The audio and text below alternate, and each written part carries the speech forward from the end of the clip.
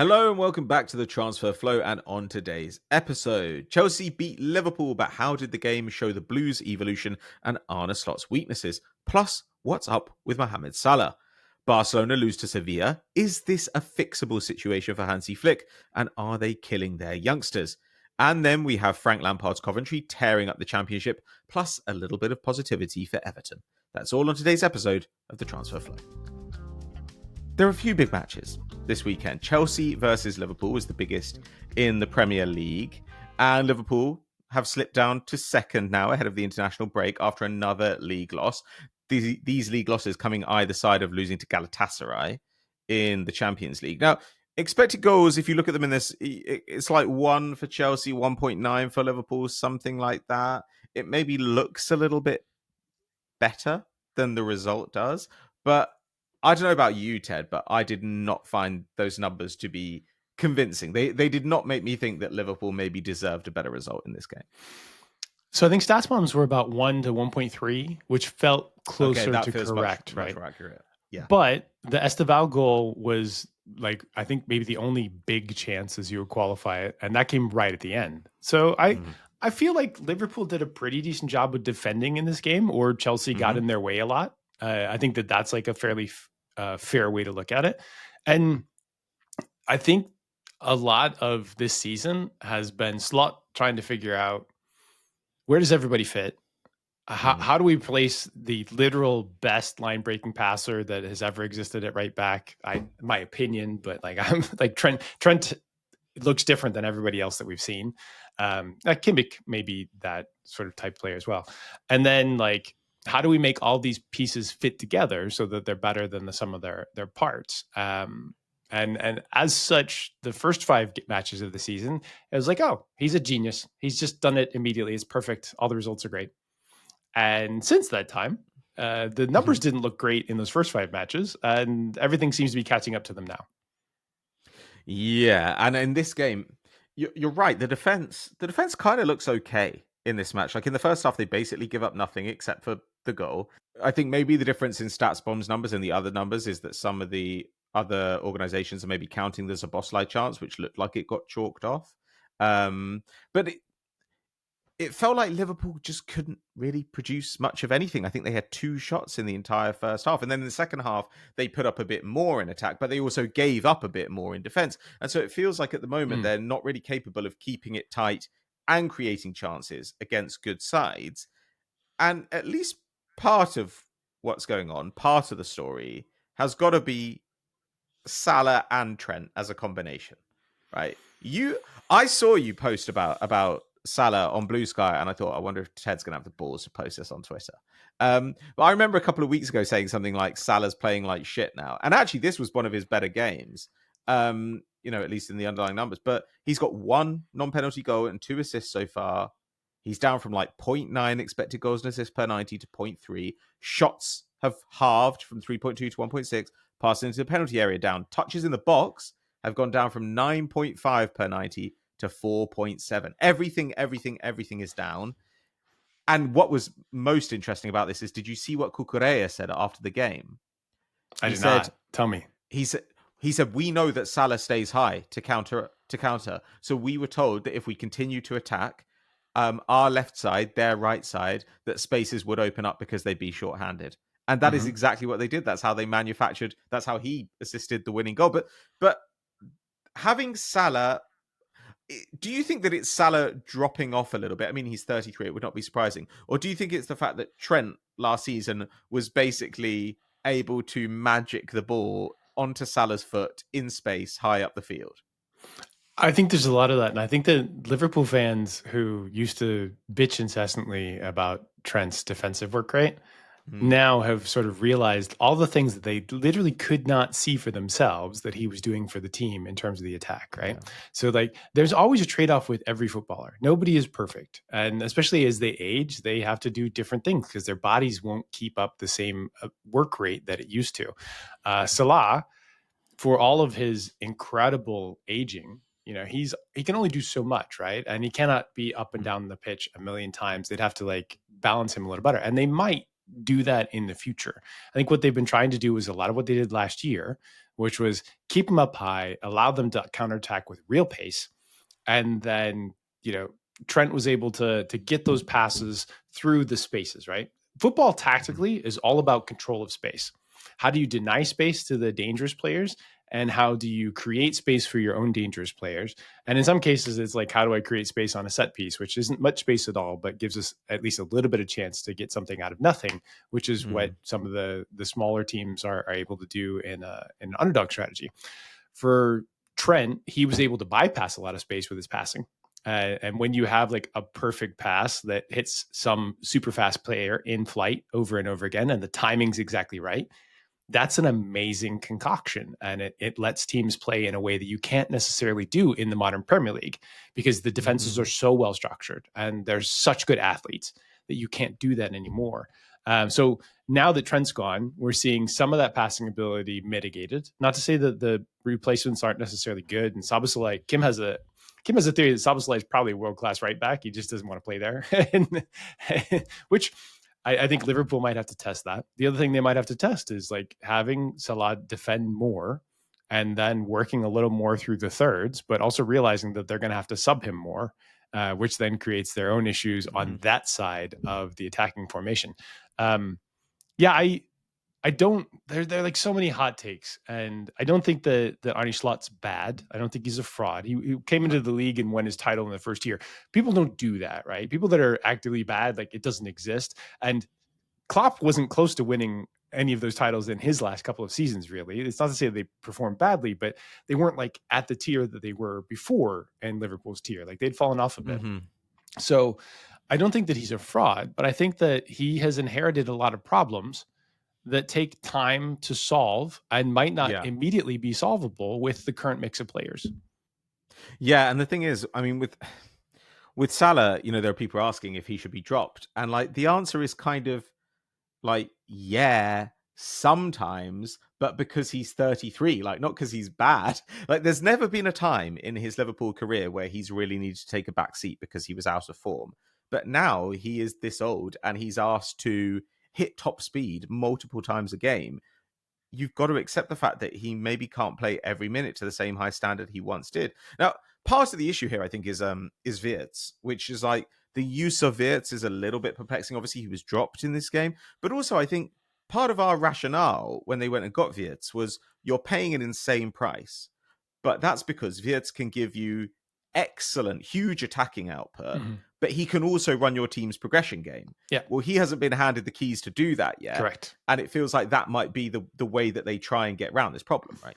So this was the thing I was most curious about with this signing. And I didn't necessarily disagree with the signing because we don't know how things are going to sort of shape up tactically. My thought was like maybe they wanted a real playmaker that can be sort of like wide left at times, or that can interchange wide left in those spots. And given that Trent was leaving, like the playmaking needs to come from somewhere. Like maybe you need to magic some of that up. But the counterpoint to that is that Liverpool historically have had their defensive midfielders their midfielders period, just destroy and constrain the center of the pitch. It is a different tactical element than Klopp had been familiar with before. It aligns with the fact that the center was very valuable, and so they managed to sort of talk about that. The players that they signed were like, even when they signed pretty good attackers, they were just charged with blowing things up, containing on counter presses, and recycling to the players that were really good at passing. Wirtz is not that player. So if he's not that player, like what are you doing to tactically accommodate that? Or are you just like bleeding out all the things that he does really, really well for the sake of keeping like tactical solidity? And last year, Liverpool were very tactically solid. They were almost rarely exciting in attack. They did their counterattack game. Like if they ever go up a goal, then they run. This year, like those goals are more challenging. And now they just have like messiness that they need to solve. Is Slot the right guy to do that? Possibly. Like they really like him. Maybe he's learning. I think that it's just a tricky problem. And this, again, is very football. and sometimes things just work out for everybody. But like people thought Pep could never be beaten either. And, Pep's team don't look like one of the best teams in the league once again. So, football moves on and it presents interesting problems every single year, some of which are solvable and some of which are not. Yeah, so that fixing all these guys, fitting all these guys together is definitely a problem. And getting the press functioning as well. You know, in this game, you've got Badiashile and you've got Josh Achampong. You know, this 19-year-old centre back who actually I advise people to go and subscribe to Scouted, who will update you on all the best young players in the world, and he features, I believe, in their top 50 players to watch this year. But you'd have thought that starting this 19-year-old at centre back might, maybe be something that you could try and make a problem for Chelsea if you were Liverpool. And yet Badiashile certainly was able to play easy passes through the press. It just felt like nothing was quite working there. And right now Liverpool are at plus 0.43 expected goal difference per 90, which is below Newcastle. It's below Manchester United, which is very funny. It's below Crystal Palace. City are at 0.7 and Arsenal are at plus 1.08. So they're, on the other hand, they're a point back. So, like, it's not like we're saying, oh my God, the wheels have totally come off and Liverpool are up shit creek. But all their games so far, I think 5 out of 7 so far, in fact, 6 out of 7, including this one, have been within half an expected goal of their rivals or significantly worse than the team they were playing. And when you're playing a bunch of tight games, you can't just get the winner every week. It's not how it works.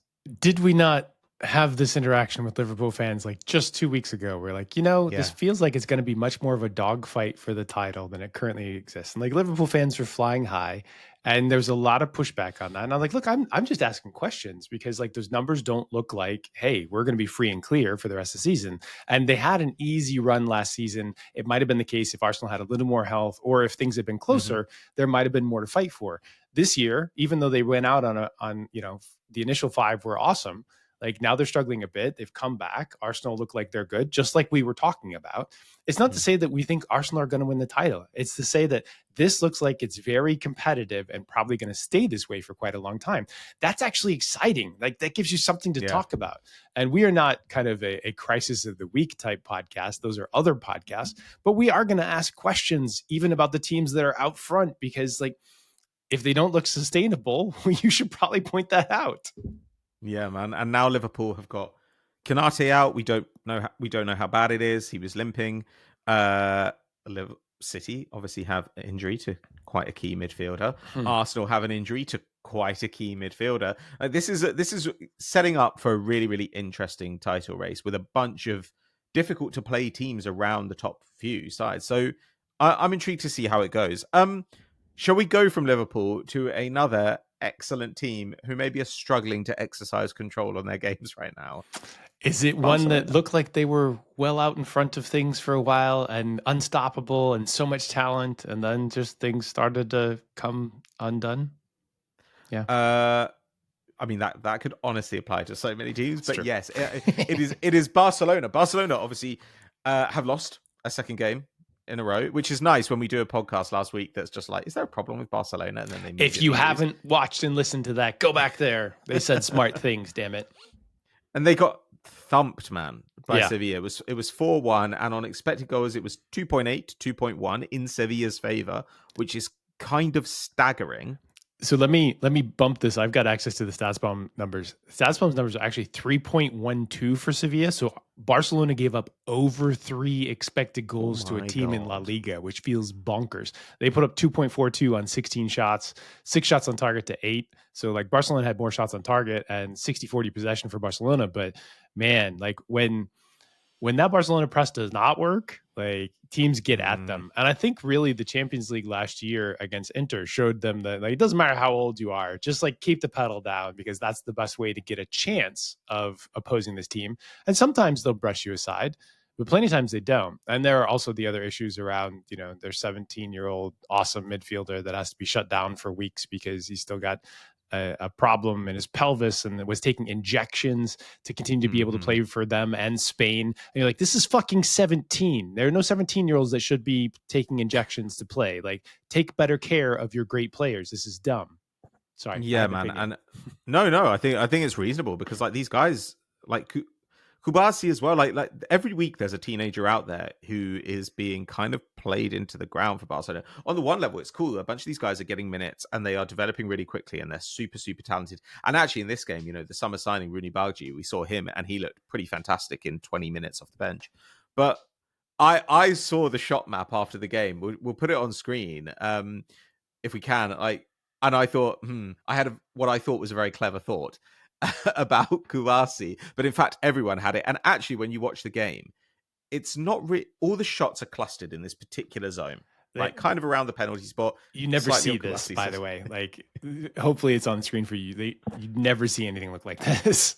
It's crazy, man. I was like, that's not even shot discipline. That's just like a freak occurrence, man. But when you watch the game, Kouassi, it's not like he's playing bad defensively. It's because he and the entire defense are constantly making recovery runs. Yeah. And when you look at the defensive actions for the game, I think it's like 16 out of 23 defensive actions in the game are just the back line.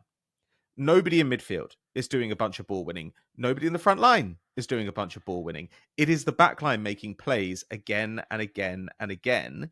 And if you go and watch the highlights of this game, and I really said you should go and do that. The second half of this match is just Sevilla getting the ball, immediately looking up and playing it as fast as they can into the channels. And almost every time Sevilla have a 3-on-3 or something like that, zero disruption. And then they're crossing to somebody who shoots from this zone. It is a bit scary for Barcelona, even though their defensive numbers, they're giving up fewer shots than last season, though better shots. They're giving up only slightly more XG per 90 than they did last season. But it does feel like this defense is kind of close to totally breaking wide open at the moment. It's just fragile. And there are some teams that will be able to test them and some teams that won't. Mm-hmm. And this is also one of those sort of tactical wrinkles that kind of works till it doesn't with a lot of teams. Like you can push them to press, and as long as the press is on point and it starts from the front, then you can sort of take control of the game and get lots of easy goals and really kind of like force things onto the other team a lot. The moment you start to have holes in that, or the moment the front guys get tired, then that means that legitimately talented players are then able to pick their spots, and you can kind of have fast guys that get into space, and then you create all sorts of problems. And so like it is fragile and brittle. When it works, it's awesome. I think one of the things we've seen in the Premier League over the last couple of years is that teams will have a second state of defending that they will sit into that allows them to, one, have some recovery time that isn't as aggressive as Barcelona's might be. And two, gives you options to be able to say, okay, this team actually is going to be very dangerous for us. Let's do it in the more conservative style, and we'll go in tactically in that way. Maybe we'll switch it on and off. Like the words that have been used is sort of hybrid pressing, which I think is probably right. Like we used to call it something different, and we just like talk about, hey, we need tactical styles for these different situations, and we need a coach that is comfortable in coaching both of those, which is also quite a big challenge because so many coaches spend a ton of time in out of possession, but they don't have like multiple out of possession styles that they want to coach. They have one, and that's the thing they force on them. Hansi Flick's the best sort of pressing coach that we can see on the map, but I think that the depth of this team and the somewhat fragility of like both their players and that press means that teams are going to get at Barcelona more often than we've seen in certainly last season. Yeah, I think it'll be interesting to see whether this persists or whether Flick can figure something out with a little wrinkle, whether he's just like, this is the thing I'm doing with this side and we're going to keep doing it. With Rafinha, it is worth mentioning, obviously, Gavi out, Fermin Lopez out, who are big defensive elements in that midfield. Yamal out, Rafinha out. But against Sevilla, like this is not exactly a vintage Sevilla side, and it was pretty scary at times. I have a question. Do you think that we're kind of coming into, like, given the Premier League and how it looks and some of these Barcelona players as well, do you think that we're kind of coming into a generation of players that were pushed too far in kind of the 5 years from COVID until now? And like, we just have like a whole generation of talent that's chronically injured because they were overplayed and they had weird seasons. And then they had like the winter break as well, which is unusual. I don't know. I have like I have a suspicion on this that's kind of a lot of what we're seeing. And has continued on into like this Premier League season. I don't know if it corrects itself or not. I know FIFA Pro have been pushing a lot on this or not, but I just like, do you think that I'm weird on this? How do you feel? No, I felt that way for a while. You know, we touched on this with Hayden the other day, right? You know, the fact that players are playing the same number of minutes and players are running the same kinds of distance, but they are running at a much higher intensity, and games are a little bit more broken, it seems. So you've got a bunch of these guys who are coming through. They get no summer break because they're at international tournaments, or they're at youth tournaments, or they're Club World Cup as Olympics, or well. whatever. Like, yeah. Club World Cup. We've got an extended Champions League. Um, and at the same time, they're playing in a more intense style of football than we've basically ever seen. Yeah, I think I don't really see how anybody would make an argument against that. Like it seems like pretty. I mean, I guess we don't have like we can't necessarily prove it, but it seems to me, based on the evidence that we have, that seems to be the case. And I wonder how many of these guys are going to flame out in their early or mid-20s because they've been playing a lot of extremely intense football and international football since they were 16, 17. Yeah, just end up chronically injured, don't have the burst that they used to, and then Mm. can't compete at these highest levels, especially against these guys that are, younger and fairly fresh or just very physical. I think the game, people lose.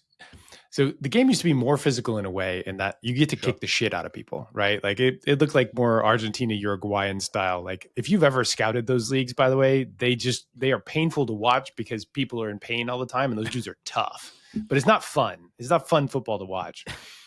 These days we get fun football. You can't kick people nearly as often as you could, but it is much more brutal on your body and what you're actually required to do on the pitch. And musculature, also if you've got any sort of niggles, like those things build up because then you kind of readjust your body and how you're doing things, and then you're more likely to get injured somebody else, which is where soft tissue injuries come from. Sometimes it's where the hamstring issues come from as well, but also the hamstring issues come from the more repeated bursts and return runs. Like they've actually had to adjust training in a lot of squads over the last few years. They need to get in more spots where they have long bursting high intensity runs. Like a lot of times what they do in training is they condense it and they have a lot of small sided games, which is great and good technicality and keeps the games fast. But if you only do those, then you don't have players making those physical runs that they're now required to make all the time. And so they've actually had to adjust how training works a little bit and just include those additional extra super intense runs to make sure that guys are capable of making those on a regular basis, as opposed to just like, yeah, if I made that, like my hamstring's going to go twang. So like I can't. Yeah, Arteta actually was talking about this with Gabriel's injury, right? He and some people were saying we know now that if you're hitting 90 to 95% of your peak speed a few times a week, then your likelihood of injury incidents goes down. But players don't really have the time to do it because there's so little time between games that all they can really do is recover and do some tactical training. Yeah. It's really, really hard to get an opportunity for these guys to actually do the things that are going to prolong their careers. So allegedly, it was one of the things that helped out Leicester in the 15-16 season because they didn't have European then. And so they managed to push their players, and they had Mahrez and Vardy who were just capable of making those runs at speed on the attacking side all the time. And obviously they also had very, very few injuries that year. They felt like it was, certain things they did like cryogenic chambers, medical stuff, and then also the additional training to make sure that they did get long distance, high intensity runs. Now it's just a matter of like, how do we shoehorn those things in? Because we know they're important for the game. And if we don't train them at all, like our guys are much more likely to end up on the injury table, potentially for months at a time. And then maybe we will see some kind of player protections come in here. I don't know that if they'll ever be able to limit minutes, but it might be that there are things baked into contracts about like how many minutes you play or something, because some of these guys are going to see their earning potential cut off when they're 22, 23. I mean, you already wonder if that's what we're going to see with someone like Ansu Fati. So it's a scary time for young players. And yeah, you're right. Like people shouldn't be having to take jabs before matches when you are not even old enough to buy alcohol. Well, you are in Spain, I guess, but there was somebody else who you've been talking about recently who caught my eye. You made me go and look up Coventry's numbers under Frank Lampard. Lampard, the best English coach of his generation, I guess.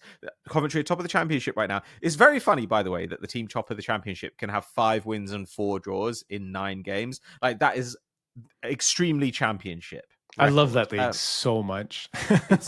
It is mayhem. Like, but their underlying numbers look lethal right now. Yeah. They cannot stop scoring. They're conceding under a goal a game. They're scoring 3 goals a game. Their expected goals, they've got like 8 expected goals more than the next best attacking side in the league. In a way, they're Leeds from last season, except flip the attack and the defense. Leeds last year had the most impressive defense that I can remember in recent times. And I realize that Burnley gave up fewer goals. But when we look at the underlying numbers, Leeds looked out of this world good. And it was so obvious that they were very likely to go up and win the league last year from their earliest days. We don't usually see anything like that on the attacking side in the championship. And I don't know why it's happening. I've tried to look at it a little bit, and it's certainly different from typical Frank Lampard era things where historically he and his coaching staff have kind of been limited by the talent on hand. And so when they were at Chelsea, they were like half a goal better in expected goals per game, which is fine. But again, that's just mostly the talent gap. That's not good enough to win a league. It's mostly good enough to finish on the edge of the Champions League, depending on what everybody else looks like. This Coventry team does not look like that. And they are at the top of the table. They are next to the teams that are, how do I put this? The teams that are definitely good that got relegated out of the Premier League. So like they're next to Ipswich is in there in the numbers, right? But not in the table numbers. Like Coventry have 19, Ipswich are down there at 13. They look really good. Hang on, the Ipswich game hasn't gone in yet. So Ipswich are further up yet. But then everybody else is like, meh. And that's the glory of the championship. Nobody knows who's getting relegated. Sheffield United continue to be at the bottom of the table. They're lootening things right now. It's incredible stuff. 2.15 expected goals on StatsBomb expected goals looks like Bayern. Let me just give you the number that most reminds me of. Yeah, man. Like I don't know. Like they've also done it without really updating the squad. It's large. It's pretty much last team squad with none of the new boys playing significant minutes. I mean, like obviously Rushworth is in goal, but like they've got that shift to 4-2-3-1, which happened back in March. And then they dropped a lot of points over the back half of the season. Now it seems to be working really well. I mean, obviously they've got Grimes in, who's just like a fantastic passer at championship level. But that's what he does. Contributed a lot too. I mean, and as for Thomas Asante and Wright up front, like this whole team, like it's very kind of middle-aged in the championship. Like there's nobody in it who's particularly young. It's kind of everybody's like 25, 26. So all these guys are kind of peak age players who you'd expect to. So maybe that helps them as well. A settled team that's largely peak age, but they look fantastic right now. Yeah, and they've been easy to bet on, which has been lovely because the models were like, oh no, they weren't very good last year. And then like you kind of, if you weight the current performance, you're like, wow, this looks much better than it used to be. But only 0.72 expected goals conceded is also like quite an interesting number. That's unusually low for a Lampard team. Usually they're a high paced team. Yeah. So I don't know what the reason behind it is. There's some suspicion that like they've kind of sorted things well for this squad. Maybe they'll come back to the pack a little bit as teams kind of figure out how to play against them better, or if they end up with injuries. But as you said, like at some point, if the Chelsea brass get frustrated with Maresca and Lampard's putting up these type of numbers in the championship, he becomes not just a viable employment option, he becomes a good choice, which I find like, Ted. Yeah, I know. Look, no one's more skeptical of this than I am. I don't like where this is going. But here's the thing about coaches. It takes time to learn.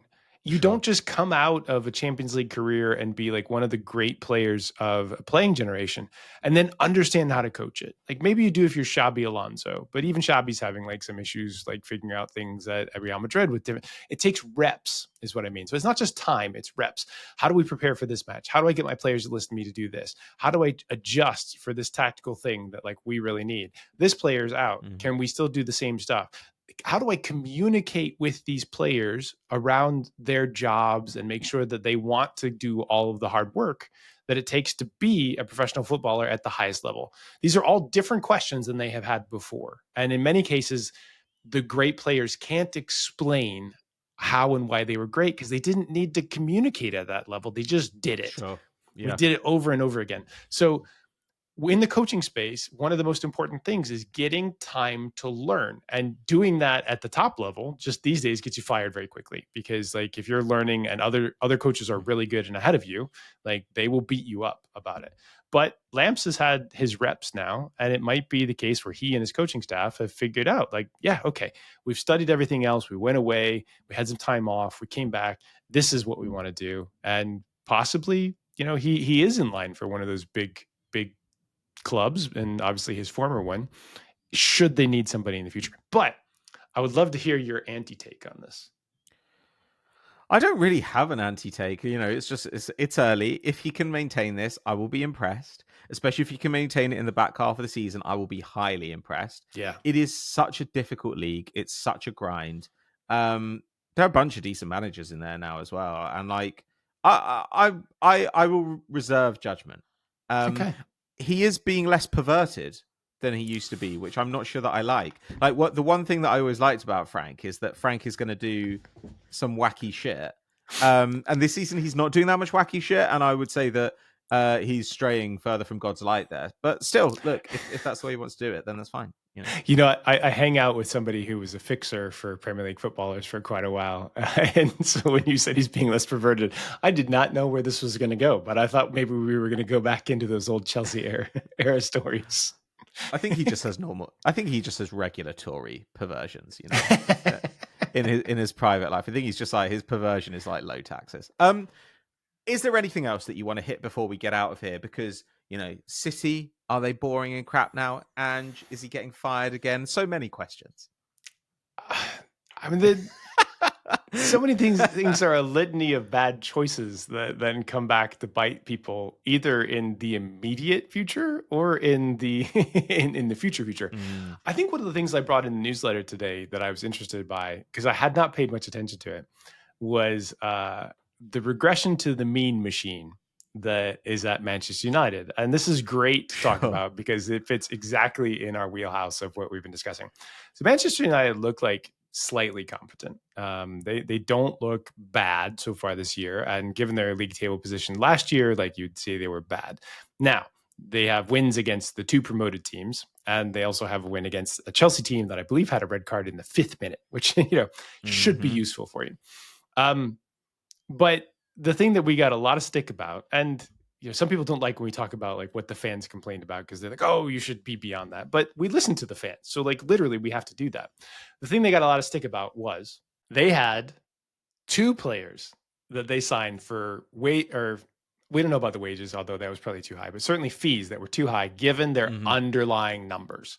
And we said, like, players don't typically dramatically overperform expected goals for a long time. There are a few that have, like Son, Kane, some guy named Messi, like, and it's not to say that finishing skill doesn't exist. Finishing skill does exist, but usually the model is pretty good and is based off of elite players as well. Like we've seen all of football. Like, this is what we expect. Cunha has, what was it, 1 goal? Or no, 0 goals and 15 shots. Buemo has like 1 in 17. Those guys were the ones that we were like, hey, this might be a bad idea. I don't know if you want to have guys that, you're signing them for large fees that have like over 100% of their expected goals beyond in actual goal performance. Some people were like, oh no, they're just efficient finishers. They're just great at doing this thing. And we're like, man, we've learned these fucking lessons. Like, we might have thought those were the lessons back in the early days. And then we're like, nope, those aren't the lessons. You want people that create high volumes of chances and that are good at finishing them at the same time. I just thought that was interesting because, we were probably right. And I like being right. Right's fun. 1 goal and 32 shots off of the 2 guys that were overperforming. That feels like, just stick it right here. Yeah, 1 goal from about 3.5 expected goals between them as well, which is I mean, the other side of it too is that when you sign these guys who scored with every single shot they took last season, or at least it felt that way, they take a load of really stupid shots for your team. They all come in and they're like, I think that I just have the blessing of the gods and I can shoot from anywhere and it will go in. And as a result, like, you watch a United game and you've already got Bruno Fernandes in the side. Yes. How many possessions are ended with stupid shots? It's so frustrating. These are players that I like. These are players who need to be like sat down and taught shot discipline with a big stick. You cannot have a team of chuckers in the Premier League. Like you Yeah. can't do it. Like because the variance around a team of chuckers is the high variance, and you want to put together a type of play and a set of players and a set of shots that are most likely to get you results on a regular basis. And sometimes the other team Mm. will score all of their goals on very few shots, and you're like, well, this sucks. There's not much we can do about it. But for the most part, you want to you want to be on the good side of that, where like we create very high value chances that are very likely to go into the goal. And United, as you say, there are lots of points where they take shots that they have some talent. They might have been able to create better shots out of them, more likely to Mm. score those goals. So they have lots of attacks that break down from bad shots. And they have some players that like really seem to be able to push the gas and cause problems, which is again exactly what you want. But yeah, they got a result. And Šeško, I think, has 2 goals. So, yay for that package of players. Yeah, great. Well done, United. I mean, look, they look better. You have to admit they look better. This is me trying to be balanced, right? Like I'm giving them a hard time about the other players, but they are still getting some results, and they definitely do look better on the whole. Not good enough for anybody to be happy about, but they look better. Yeah. Well, look, I think that's pretty much it for today. Like there are a bunch of games that happened here. Right, a bunch of football happened this weekend. Like Tottenham didn't look very good against Leeds, but they won. We're gonna have Everton to talk Palace, about that's a bit of Spurs a at some point. barnstormer.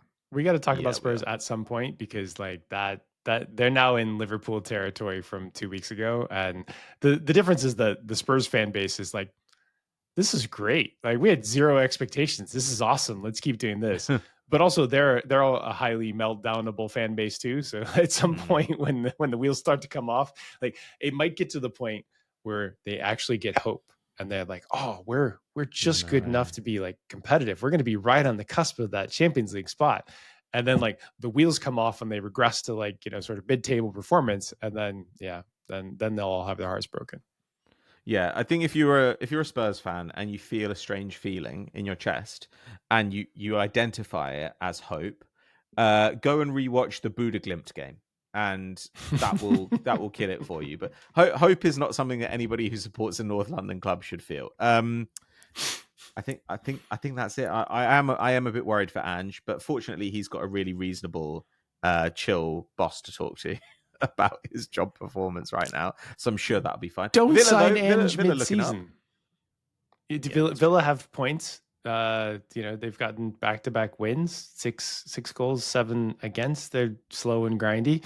Newcastle are the opposite. They're like 6 goals and 5 wins, but also incredibly slow and grindy. Those poor fans. I don't know. Like, is there anybody I'm not excited about Palace because again, slow, grindy. Like, is there anybody you have fun watching that's not Arsenal at the moment? Is there anyone I have fun watching? I think Everton are quite fun. Okay, I like that. That's a good one. Everton have quite a lot of XG for and XG against. Their Palace game this weekend was extremely enjoyable. They've also just got a lot of players who you root for, I think. Like, I love Grealish scoring because a defender smacked the ball into his foot, and going absolutely berserk. I think it's a wonderful story. But Njai and a load of these guys, I think are genuinely fun at Everton. And David Moyes is one of those coaches who, if you give him competent players, he will make you a competent side. If you give him crap players, he will make you a terrible side. Like, that is the kind of coach he is. I also just, there was a time a couple of years ago when it did look like Everton might not be long for this world, and in the end they got the takeover, they completed the stadium, and the squad they've managed to rebalance the age of the squad a little bit. They're going to survive this season, and all they got to do is survive for a couple of years and have enough money in the bank to start to grow. So I love Everton. I feel very kind of protective of them. Other than that, Bournemouth are great. You're saying nice things about some random team you have nothing to do with. Like, who are you? What happened to you this weekend? Technically, insofar as I have anything to do with any team, Everton's the team I have most to do with. Like, my mum comes from an Everton family. Now, admittedly, everyone who supported Everton in that family died before I was born, but technically, it's almost a rooting interest, That's how I feel about it. And alongside Jack Grealish, the best stories in the Premier League this year. Yeah, man. Patrick's dead relatives and Jack Grealish. Yeah. So RIP, shouts to them. And shouts to Everton as well. Like I hope Everton have a great season. Thank you very much for showing up to this great podcast. We had a lot of fun today, and please do follow us on social media. Make sure you subscribe to our YouTube channel. Leave us a 5-star review, which really does help us out. As Ted alluded to earlier, the Patreon tier of the Transfer Flow will be opening up in the very near future. Now Rishi's back from his holiday. Congrats to Rishi as well. So keep an eye out for that. And if you'd like to hear us talk about well-being, mental health, all these kinds of things, then head over to Man Down too and subscribe there. Ted, anything you want to say before we get out of here? I got it. Thanks for listening. Yeah, Patrick's dead relatives and Jack Grealish. Bye. Yeah, I'm getting to the point with my hair. Like, I kind of want to grow it out, but they say that it needs to get quite. My hair's very thick. Like, don't want to brag, but my hair's very thick. You're 100% going as Teen Wolf for Halloween. This is what this looks like. I'm meant to be going as Kronk from The Emperor's New Groove, but like my daughter wants that. But I was kind of like, I know my daughter, and she's going to change her mind like 5 times before it happens. So I'm not gonna bother making this costume yet until I get an answer. But yeah, my hair is out of control. What of it? I love it. No, I was like, Jesus, how long have I been gone? It's ridiculous. It is ridiculous, man. It is ridiculous. Every time I get my hair cut, I say, am I going to lose this? And they're like, no. Like, you're 36 now. Like, look how much hair you have. If anything, you could stand to lose some of it because it grows in too many different directions. Your beard's very full on right now too. Yeah, but that's because I've been considering, Ted, not a full buzz, but like a buzz cut with the fade. And I was like, if I get a buzz, I need a big beard to counterbalance it. Otherwise, your head will just like fall over because you won't be able to know what the right balance is on your body. The hair just different weights. I assume. Is that how it? I assume I'll be like Samson, where like all my strength will go. So for some reason, Instagram shows me these videos of guys cutting their beard off, like completely shaving their beard off, and then walking in on their wives, and their wives being like, "No, what if you?" And like one of them like just literally starts crying, like she has a full on meltdown. I was like, "This is you at this point," or your daughters. They'd be just like, "Who are you? Like, I don't even know who you are." Yeah, my daughters would seriously freak out. Have you seen the guy who's like in one picture he's dressed as like a World War I flying ace and he's got a little curly moustache, and in the next one he's just like a normal guy and he says, "I'm nothing now." So it's so good, but it's true, man. The womb broom, you've got to keep it once you've got it. I've grown holiday beards out, and then one time each day I gradually shaved it in a slightly different formation, and my ex-wife now got more and more angry about the new concoctions that I was showing up with. Like at some point I'm like just fucking James Hetfield from Metallica. Eventually it's just like big gay stash with a cowboy hat, and I show up and she's like, "Just leave, just get out of the room. I can't even with you." I feel like I've seen you with the like Pancho Villa situation. At times, yeah, I just mix it up a little bit. But I think the last time that I fully shaved it off, I had a big winter beard at Sloan because at the time I was on a stage with Daryl Morey, and I was like, "Daryl, in solidarity with like you and James Harden, who was like in full beard mode, I was like, I've grown out my beard for this panel." And it's probably the best panel I've ever been on. It was hosted by one of the guys from Men in Blazers, Raj, and it was me and Daryl, and we were just talking about like the football growing in 2019. Also, it'll look weird to everybody who's used to me looking like this because like I'm much heavier at that time. But yeah, so after that, I have like these awesome photos with some of my friends from New York where like we look like hard-boiled detectives and shit like that. And then about 3 days later, I completely shaved it off, and it was horrifying. I looked like a child at that point, like a fat child. Man, nobody needs to see that. Like, no. I don't mean on you. I mean like a bearded man becoming unbearded is horrifying. Yeah. Like I haven't been fully clean shaven. Like obviously I get to the point where you can see my face, but I haven't been fully clean shaven since I was 17. Wow. So like nearly, we're coming up on 20 years now. My wife's never seen it, nor do I wish her to. Like, why would I inflict that on her? Do you know something we haven't done on Men Down? We've never talked about shaving other areas. Oh, sure. I'm just, you want to get into it tomorrow? it just occurred to me like at the time. I was like, gentlemen, there are different hairstyles for different places. You know, it depends on what sort of look you're trying to pull off. Have you ever had a back sack and crack? No. I have no. I have had my back waxed. I have, but I have not ventured south of the equator. Okay. You know, Unlike your parents who met in areas south of the equator. It's not a really happy combination of topics that you've brought up there, but yes, that is technically fucking true. But yeah, like it's interesting now that if you buy a beard trimmer, then it comes with separate, different colored like guards, and they say these are for your body. Do not confuse them with the ones for your face. These ones go in bleach afterwards. Yeah, you look later, you're like, these look like pubes, but like maybe I was just like really scruffy. No, anyway, people are paying for the B-roll now. We got to give them the good stuff. Oh yeah, sorry, yeah, that is true. Well, look, you've been away as well. Like, congratulations to producer Rishi, got engaged on Mount Fuji. Yeah. Pretty good going. He Big did know time. the answer, so it was a spoiler. So required less courage, I would say. But still, congratulations to him. Ted, you were also away. You were off in Copenhagen for a little bit, and we haven't seen you for a while generally. I was off in Copenhagen doing things that I can't actually talk about, and I can tell you I'm literally working harder than I have since the early days of StatsBomb. It is insane how much work that I have been doing lately. Me too, bro. I just work so hard. I mean, technically that is kind of true. But you did actually have some big news, because we wanted to talk a bit about Crux. People might have seen the news coming up on social media, or in the newspaper of record, that you have been busy outside of Variance Inc. Right? Correct. So for those of you who are unaware, there is a women's multi-club organization called Crux Football, and they're not multi-club yet, but they're in the process of becoming multi-club. But it is headed by a woman named Beck Smith, who is a Champions League winner and a former World Cup player. I think she was captain of the New Zealand side, but originally born in Los Angeles to American or Kiwi parents. Anyway, she's awesome. And at some point, she and someone who I'd made friends with in football named Ben Levin came to me, and they were like, maybe you want to invest, or like we have this role. And I was like, okay, I'll listen. But like, I kind of like my life and I like my company.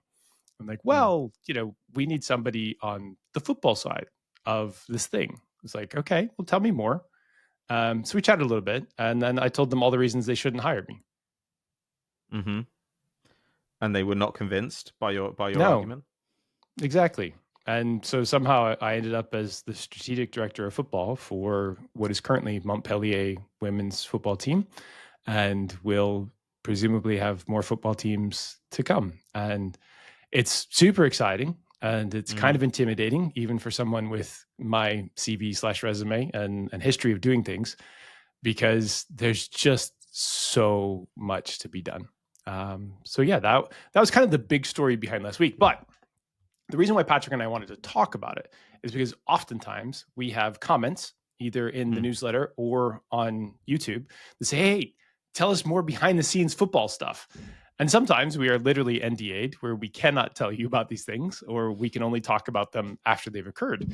And you were like, this seems like a really good thing to talk about, because like people don't know that much about football, and how many other podcasts have people that actually are currently working in football having these discussions. So Kim, who is the other newsletter writer alongside myself, although there are now many more newsletter writers because we've gotten busy, and I are working inside of Crux, and we're doing the director of football and director of recruitment roles. That's cool, man. So this is the thing. I mean, the whole idea, the whole pitch of the network, I guess, of the newsletter and the podcast, was that people were going to get access to insights from people who really work behind the scenes. And sometimes, we do get those comments where people say this isn't how recruitment works, or whatever it might be. And I can understand that, because it is a very opaque world. But you and Ravi and Kim and all these people who we work with, Hayden too. Hayden's worked in multiple football teams. Well, and Hayden talks to me about the sports science side of it all the time in a way that is truly eye-opening. So I think Hayden is somebody who's really worth people following and listening to on this kind of stuff, because a load of that stuff isn't public domain as well. You guys are all working in professional football still. while also writing newsletters and appearing on the podcast. It's not like you guys got booted out of the game and decided to start a newsletter company. It's still going on. And we could get booted out of the game, but we've already got the newsletter company, so we just decided to do things in the other order. Mm-hmm. So what is the status of multi-club models in women's football? Is this like a totally new thing? It is a relatively new thing. I think the ones that people would be aware of are obviously Michelle Kang, who now owns Olympique Lyon, Washington Spirit as well, and the London Lionesses, who is that's like the most recent kind of big story there. And then you would have Mercury 13, who own Como Women's and just recently acquired Bristol City from a friend of mine, John Lansdowne. And now you have us and possibly some other entities. I think Alexis Ohanian, had a controlling share of Angel City. I think they sold that to Bob Iger, and then he also invested in Chelsea women's football team as well. The women's game is just dramatically different than the men's. And I think that people won't understand this because it seems very peripheral, and you see it kind of on Euros where it's a big deal, or Women's World Cup where it's a big deal, like it's sort of FIFA led. But the club space is still very nascent. And there are people who are English, will look over at Arsenal and Chelsea women and Manchester City, and to a lesser extent now, Manchester United and Liverpool and some of the other teams. And they'll be like, oh, wow, they're pretty well supported because they are literally selling out the Emirates or putting 30, 40,000 person crowds into men's stadiums. But that's relatively new. And also that's not how the rest of the world looks in this space. Women's football has so much less infrastructure investment and they make so much less money, but they're great athletes now. Women's football is almost an entirely different sport versus 2000 in the same way that men's was. It the trajectory and the quality of football and quality play is amazing. There are more nations that are very good footballing nations than there have ever been, which again, very much like the men's. But the difference in the amount of money that is in the women's game versus the men's game is 100x in a lot of ways. Now, the question then becomes, is it going to mimic the men's game, or is it just going to sort of sit there? And what we've seen over the last kind of 8 years is that there have been dramatic ramp ups in women's prize money, in the TV deals for UEFA competitions, also for the FAWSL, FAWSL, also the NWSL as well. NWSL and FAWSL are the two best paid women's leagues in the world, and they're fine, but they still are generally paid as a whole less than a single men's Premier League player is made. Which I think is just fascinating. The whole team paid less than a single men's Premier League player. But then the question becomes, first of all, is women's football going to go like men's football? And then second of all, what can we do to help it along the path? What's missing from the sport and from that particular space, either from an investment side or from an expertise side? And that I found really compelling. I've been a supporter of women's football basically since the 1999 World Cup. I became a fan of football in general in the 98 World Cup. And then 99 was the USA women's team, Brandi Chastain, tossing her kid off on the winning goal. And I was like, this is awesome. And actually, I probably watched more women's national team games when I was growing up than men's, or at least in my formative years, because they were better in the United States. And I was like, well, they're playing more games. So I'll watch those too. So it's going to be a completely different tactical environment. It's a different physical environment as well. Are you expecting to have to work out new approaches, or is it a matter of what you can port over? I mean, this is not a simple task, right? I know that it's not something that you've never done before. You obviously with StatsBomb were very keen to supply data to women's football clubs where you could, but like you say, it's basically a whole different ecosystem that you've got to learn about and try and dominate. Wow, dominate. That's a big word. Here's a funny thing that I'm going to compare it to. When I do my set pieces course, or when I did my set pieces course, I would ask people what's different about throw-ins than corner kicks. And they'd be like, oh, well, you get to use your hands, and you could do this and you could do that. And I was like, okay, there's three, significant things. Obviously, hands versus feet. The second one is your head is up when you're doing a throw-in, and when you're corner kick, you're only striking the ball. Like you have to look down at the ball in order to potentially deliver it in the right area at the right speed. And then the third thing is you can't be offside, right? Yeah. Mm-hmm. In women's football, there are so many things that we have no idea about. And once you tell people those rules on the throw-ins versus the corners, they're like, oh, that's obvious. And wow, that breaks a lot of rules. That's fascinating. Tell me more. With women's football, it's like so many things we just do not know the answer to. Like, for example, what do age curves look like in women's football? We would naturally, on the men's side, we went back and we had, 5-10 years worth of data, and we'd go back and we'd find out like where the men sort of ramped up and fell off in different positions. And it was like relatively straightforward. In women's football, you have a very different, what we call selection bias, in that women's football pays so little, or has paid so little, that there are times where women will stop playing, not because they're not good enough anymore, but simply because they wanted to go get a real job, or because they wanted to have kids, or because their partner made enough money that they didn't need to play anymore and they weren't excited about it, or for a billion other reasons. They might have had a baby, and could they have come back? Possibly. But could they have come back and been a mother at the same time and been an elite footballer at the same time? I don't know. And so there's all these elements where like you will have people just drop out of the playing population for reasons you have no idea why. Versus with men, it's either they got injured or they were not as good. And so that's like the tiniest little bit of stuff that we don't know about the women's game that we will gradually build knowledge about. But it just tells you like the stuff that I did in 2014 or 2013 that was groundbreaking cannot be done right now in women's football because of these weird ass selection things. And to me, that level of unknown makes it exciting. I think one other thing that made it really exciting is that the crowd, take this for example, at the Lionesses game for England, like one of the best supported teams in the world, versus the England men's team, you will have an entirely different crowd, and people in the crowd will look completely different in that for the men's team, it's like a lot of dudes, and it's a lot of dudes who are like happy to support their nation. And like, it's that. And it's this way for most men's teams across Europe. And it's been this way for a very long time, nationalism and male broness and everything like that. For the women's teams, you will see families. There'll be kids everywhere. There'll be women everywhere. It looks much more like US sports. And in the fact that it looks like US sports, then you're like, wow, we could attract different types of commercial advertisers, and we could attract different types of sponsors, and we could have different types of fans. And we could have like a whole different ecosystem, as you say, of women's sport that's not even on the pitch, but is everything around it.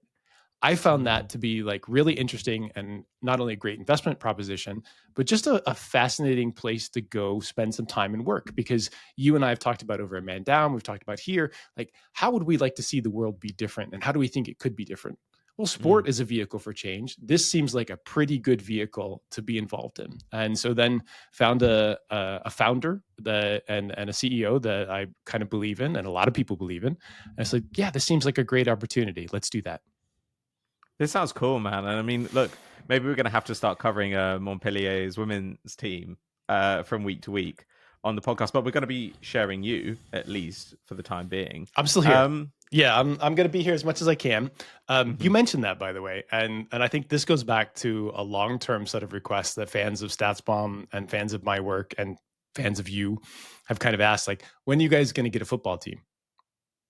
That has happened for a really long time. When are you going to get a football team? People would ask, when are you going to run one? Because they kind of found out the Brentford story after the fact, and then they became fans. And then they're like, well, that sounds really cool. I'd love to be able to like be part of this and follow the journey. And so this feels like, the moment to step on board the train. It's going to be bumpy. We know that progress is not a linear thing. The team that we have at Montpellier is very young and very exciting, but very young.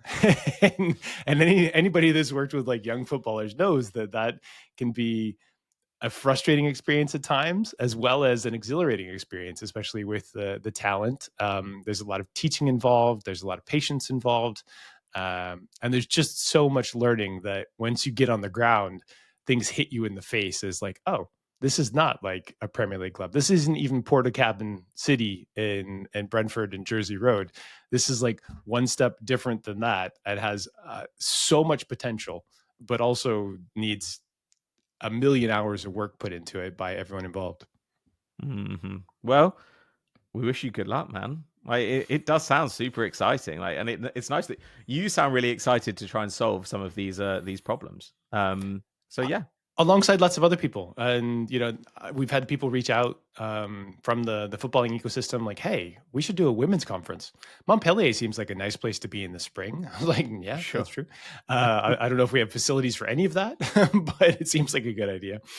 So yeah, there's so many opportunities that are opening up around this. And if you're an investor who is interested in being on board this, and at this point, because they have been pretty well funded, they have bought one team, done a lot of work on other ones. You need to be a fairly wealthy one, but like we know that there are people who watch this and also read our newsletter that might be interested in being involved. Just reach out, like reply in the newsletter to any of them, and I'll see it, and then I can be able to put you in touch. Don't waste our time because we don't have any time. But if you are somebody that kind of believes in this project and believes in what we're doing and wants to reach out, like let me know.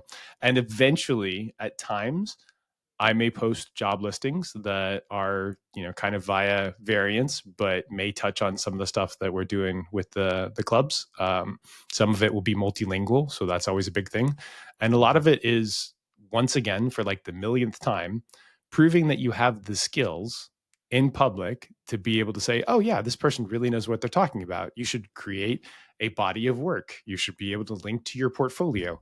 I used to say this, saying that other people will hire you. And then I needed to hire these same people that I was encouraging to exist over time. So I did promise you that there would be more jobs in football for people that were listening to us. And there have been. There are so many people that sort of in the early days started following and doing that work and got employed. Like these days, like we are also one of the employers, at least part-time. And that's been fun and exciting and occasionally overwhelming given how many CVs we can get in one go. But it's good. Cool, man.